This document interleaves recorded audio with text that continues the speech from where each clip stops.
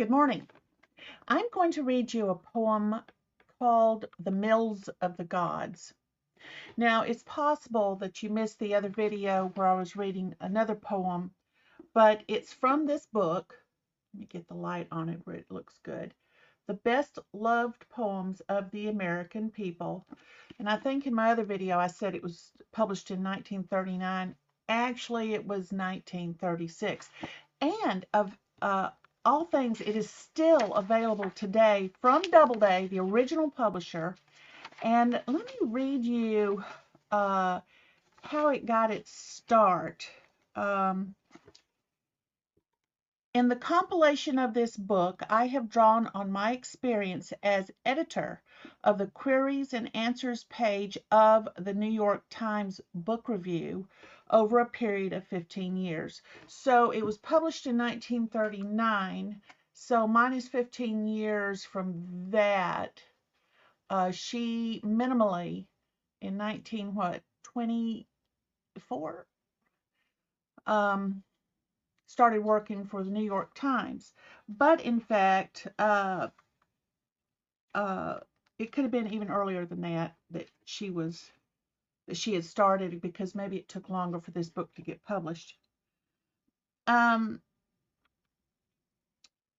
the first acknowledgement she gives is to a fellow by the name of Lewis Copeland, whose able help in the organization of the work greatly simplified its production, and to Edward Frank Allen, who contributed the introduction and lent his valuable editorial counsel. There are literally hundreds of people whom collectively I wish to thank for their replies to inquiries about poems. After all, they are the ones who have made the book possible. And although elsewhere I make formal specific acknowledgments to authors and publishers, I wish again to express my gratefulness for the privilege of reprinting their poems. Hazel Felleman, New York City. I'm sure she's already been dead. But there was get it, New York Times. Back when the New York Times was awesome. They're not awesome anymore. But I'm not going to bring up that negativity right now, because this, well, you'll probably understand. This is a poem written by Unknown. You know, Anonymous and Unknown, they wrote the most poems in the whole wide world. Uh, anyway, it's called The Mills of the Gods. He was the slave of ambition, and he vowed to the gods above to sell his soul to perdition for fortune, fame, and love. 3 wishes, he cried, and the devil replied, Fortune is a fickle one, often wooed, but seldom won, ever changing like the sun. Still, I think it can be done. You have a friend, a rich one too. Kill him. His wealth is willed to you. Ambition fled. He paused a while, but daunted by the devil's smile, he killed his friend to gain his aim, then bowed his head in grief and shame. But the devil cried, It's all in the game. You wanted fortune, love, and fame, and so I came. 3 wishes through your life shall run. Behold, I've given you number 1. And the gods on high with a watchful eye look down on the ways of man, with their hopes and their fears through the weary years since the days of the world began. And the man, he prayed for the soul betrayed, had breathed a parting call. Though the mills of the gods grind slowly, yet they grind exceedingly small. Urged by the spur of ambition, with the devil still at his side, he now sought social position, for wealth had brought him pride. Bring fame, cried the man, so the devil began. Fame is but an accident, often sought, but seldom sent.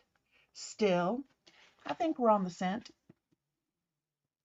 You know, a genius gone insane, go steal the product of his brain. The man obeyed, then cried, "Begone! From crime to crime you lead me on. To kill a friend whose smile was glad, to rob a genius driven mad through want. O God, am I that bad?" But the devil cried, "What luck you've had! You're famous, lad. 3 wishes run your whole life through. Behold, I've given you number 2." And the gods looked down with an angry frown till Satan fled their scorn.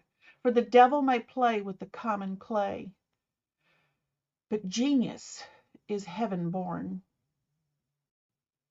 And the man grew bold with the fame and gold, and cried, "Well, after all, the mills of the gods grind slowly, if they ever grind at all. Men, good or bad, are but human, and he, like the rest, wanted love. So the devil soon brought him the woman, as fair as an angel above. "I love you," he cried. But the woman replied, "Love is such an empty word. Fancy fleeting like a bird. You have the wealth and fame, I've heard. Those are things to be preferred." He gave her both. The wealth she spent, and then betrayed him, so fame went. But love came not in his despair. She only smiled and left him there. And he called her the woman who didn't care. But the devil cried, "You've had your share. The game ends there. 2 of your wishes come through me, but the mighty gods keep number 3." And the gods grew stern as the mills they turned that grind before they kill, till, staggering blind with wandering mind and the glare of an imbecile, from day to day he begs his way and whines his piteous call. The mills of the gods grind slowly, yet they grind exceedingly small. And that is your poem for today. You may apply it as you wish to events in the world as they are going now. And that'll be a good day. Bye.